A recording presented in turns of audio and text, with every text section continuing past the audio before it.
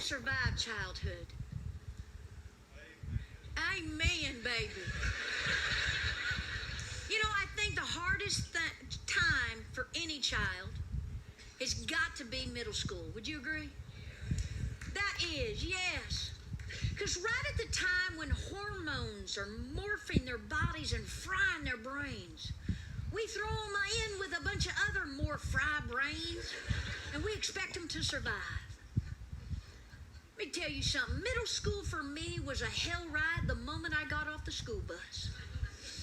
Brenda Brown spotted me like a lion spots the weakest antelope in the herd, and I was toast. Hadn't done anything but breathe, and she decided I needed to get my head knocked off. The notorious Brenda Brown. She was that kind of student even the teachers were afraid of. Anything went down in school, it was Brenda Brown. Smoking in the bathroom, Brenda Brown. Pulled fire alarm, Brenda Brown. Missing school bus, Brenda Brown. Let me tell you people something. I could take getting the tar beat out of me every day. It wasn't anything that I got at home. Let me tell you something. When you are the youngest kid of a family sporting 9 older brothers, the trickle-down beating stops with you. Every day, right before lunch, bam, Brenda Brown. Second shift came right before I got on the school bus for home. Bam! Ow. See you tomorrow. Heck, it got to the point I just wait for her to get it over with. But one day was different. Before I got on that school bus, when she hit me, my glasses went flying. I was picking myself up, pulling down my shirt, getting my books, and I realized Brenda Brown had my glasses. And she was scratching tic-tac-toe in the lenses, and she threw them back to me. Oh, this was bad, people.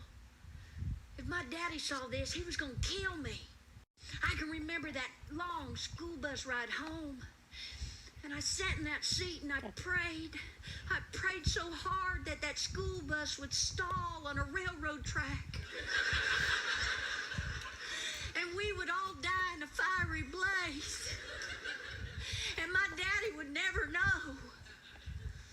A couple days went by and nobody realized I wasn't wearing my glasses.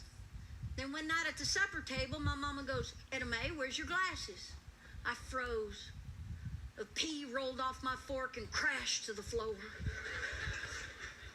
You see, people, my daddy could smell fear like most people smell bleach. He looked at me and he cocked his head. He grabbed my chubby little hand and he squeezed it hard.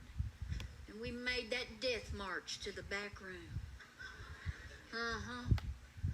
That man spanked me with a belt to the point the poor guy got too winded and had to sit down. All the time doing that stroke talk. Do you know what I mean, that stroke talk? Yeah. Tell me what happened to those glasses. I think I scared Grandma. He had a stroke? When I finally confessed, let me tell you something. The disappointment on his face hurt a lot worse than that belt.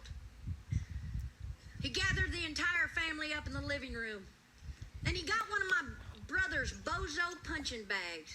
You remember those? The kind that had the sand in the bottom? And when you hit it, it popped back up. And he goes, "Okay, what's this first class you got with this Brenda Brown?" And I said, "Well, study hall right before lunch." He goes, "This is what you gonna do. Tomorrow, I want you to go to the front of the class. I want you to tell your teacher to call that Brenda Brown up. And in front of everybody, in the loudest voice you have, I want you to yell, 'Brenda Brown, do you have a friggin' problem with me?'" But trust me, he didn't say friggin'. And then he said, "I want you to punch her right in the mouth." What? And then he said, "I'm going to stay home from work. And if I don't get a call from the principal by noon, I'm going to spank you within an inch of your life when you get home." What? And then he made me practice over and over again. "Brenda Brown, do you have a friggin' problem with me?" Bam! Next day on the school bus, my heart was in my head, just boom, boom, boom. But heck, people, at that point, I was between a rock and a rock. I did what my daddy said. Brenda Brown, do you have a friggin' problem with me? Bam!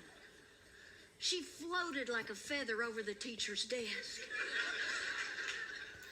Now, I could be wrong, but I swear Miss Mortice was giggling to herself as she drug us to the principal's office.